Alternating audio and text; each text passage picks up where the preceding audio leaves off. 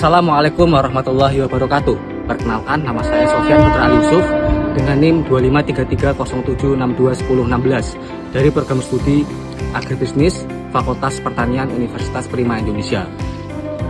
Pada video edukasi kali ini saya akan membahas mengenai kajian fisiologi tanaman kelapa sawit berbasis FORAP dengan tema fotosintesis.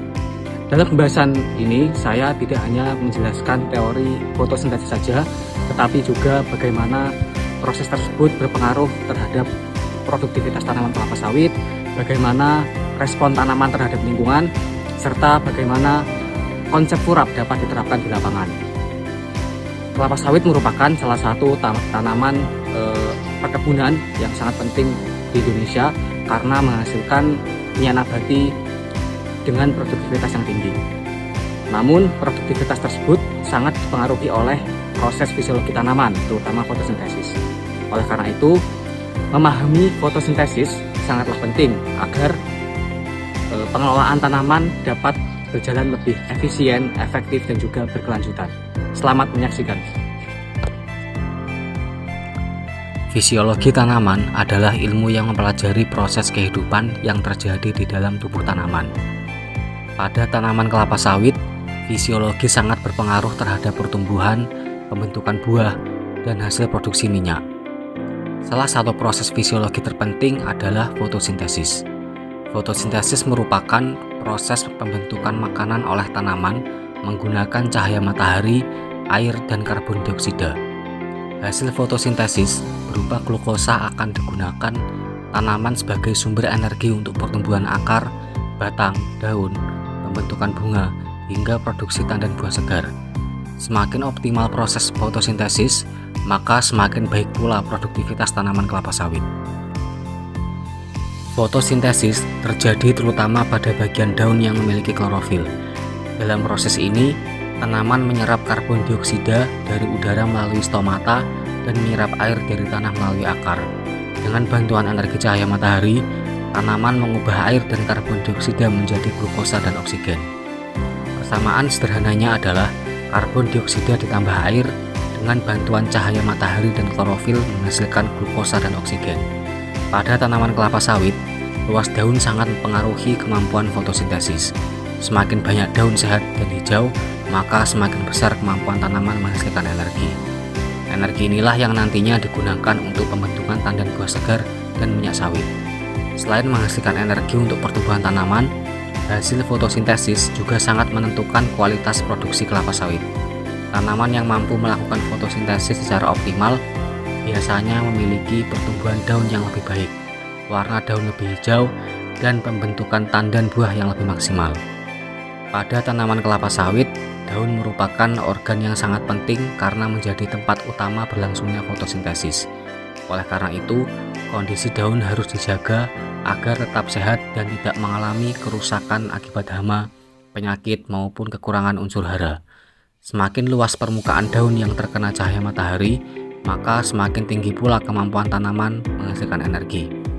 Apabila fotosintesis terganggu, maka produksi tanaman juga akan menurun. Fotosintesis sangat berkaitan erat dengan penyerapan air dan unsur hara. Air diperlukan sebagai bahan utama fotosintesis. Apabila tanaman kekurangan air, stomata pada daun akan menutup untuk mengurangi penguapan. Namun, kondisi tersebut menyebabkan penyerapan karbon dioksida menjadi berkurang sehingga fotosintesis menurun. Selain air, unsur hara seperti nitrogen, magnesium, dan kalium juga berperan penting.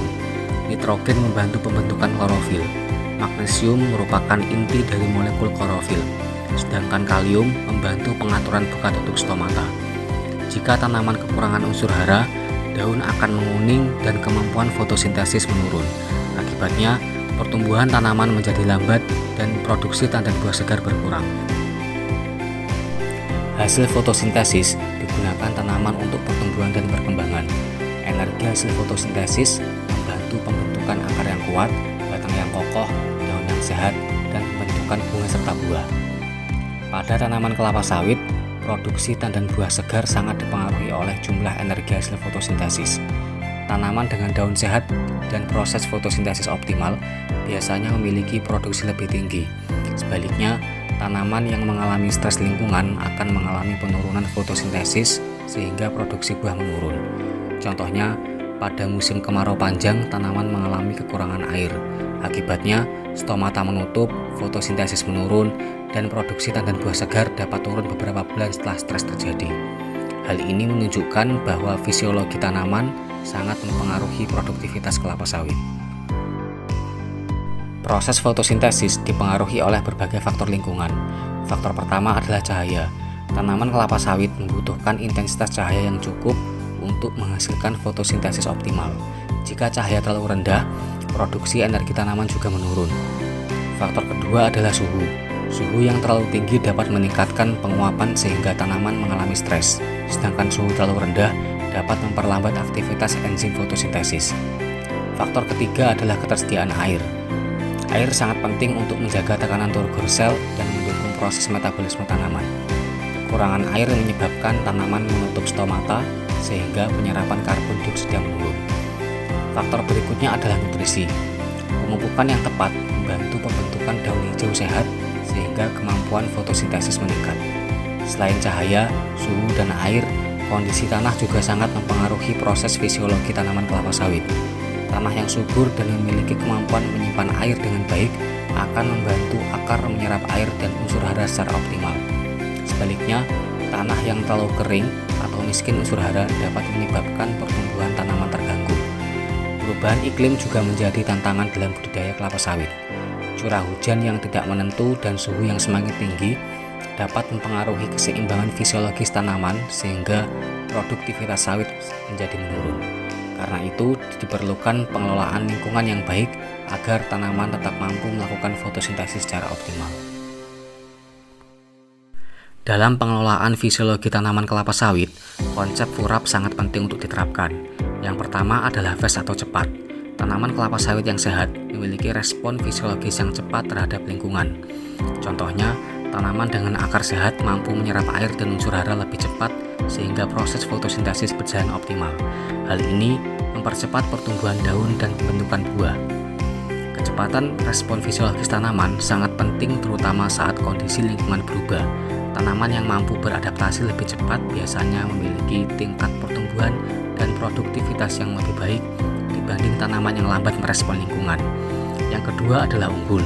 Tanaman unggul memiliki kualitas fisiologis yang baik, seperti daun hijau sehat, laju fotosintesis tinggi, dan produktivitas tinggi. Bibit unggul biasanya lebih efisien dalam memanfaatkan cahaya, air, dan unsur hara. Bibit unggul juga memiliki kemampuan fotosintesis yang lebih efisien, sehingga mampu menghasilkan energi lebih banyak untuk pertumbuhan dan pembentukan buah. Karena itu, pemilihan bibit menjadi salah satu faktor penting dalam meningkatkan produktivitas kelapa sawit. Yang ketiga adalah responsif. Tanaman harus mampu merespon perubahan lingkungan. Contohnya saat kekeringan, tanaman akan menutup stomata untuk mengurangi kehilangan air. Namun, jika stres berlangsung lama, fotosintesis menurun dan produksi buah terganggu. Karena itu, diperlukan pengelolaan yang cepat dan tepat di lapangan. Tanaman yang responsif biasanya mampu bertahan lebih baik terhadap kondisi stres lingkungan. Namun, apabila stres berlangsung terlalu lama tanpa penanganan yang baik, maka kerusakan fisiologis tanaman dapat terjadi dan berdampak pada penurunan hasil panen. Yang keempat adalah akuntabel. Pengelolaan tanaman harus didukung data yang jelas. Contohnya, monitoring jumlah daun, warna daun, pertumbuhan tanaman, curah hujan, dan hasil panen. Data tersebut membantu menentukan kondisi fisiologis tanaman sehingga keputusan budidaya lebih tepat. Monitoring tanaman dilakukan agar kondisi fisiologis tanaman dapat diketahui lebih cepat. Dengan adanya data yang akurat, pengambilan keputusan dalam budidaya menjadi lebih tepat dan efisien. Yang terakhir adalah berkelanjutan. Pengelolaan tanaman kelapa sawit harus memperhatikan keseimbangan lingkungan, penggunaan pupuk yang tepat, konservasi air, dan pengelolaan lahan yang baik dapat menjaga proses fisiologi tanaman tetap optimal tanpa merusak lingkungan. Konsep berkelanjutan tidak hanya berfokus pada peningkatan hasil produksi, tetapi juga menjaga keseimbangan lingkungan agar lahan tetap produktif dalam jangka panjang. Dengan penerapan prinsip FURAP, produktivitas kelapa sawit dapat ditingkatkan secara efisien dan berkelanjutan. Contoh nyata yang sering terjadi di lapangan adalah stres air akibat musim kemarau panjang. Saat tanah kekurangan air, akar tidak mampu menyerap air secara optimal. Akibatnya, stomata pada daun menutup untuk mengurangi penguapan. Namun, kondisi ini menyebabkan karbon dioksida sulit masuk ke daun sehingga fotosintesis menurun. Jika kondisi berlangsung lama, energi yang dihasilkan tanaman menjadi berkurang. Dampaknya pertumbuhan melambat, jumlah bunga berkurang, dan produksi tandan buah segar menurun. Penurunan fotosintesis akibat stres air biasanya tidak langsung terlihat pada hasil panen saat itu juga. Dampaknya sering muncul beberapa bulan kemudian dalam bentuk penurunan jumlah tandan buah segar dan ukuran buah yang lebih kecil. Karena itu, perusahaan perkebunan biasanya melakukan monitoring curah hujan, kondisi daun, kelembaban tanah, dan jumlah pelepah agar stres tanaman dapat dicegah lebih awal. Inilah pentingnya memahami fisiologi tanaman dalam pengelolaan perkebunan kelapa sawit.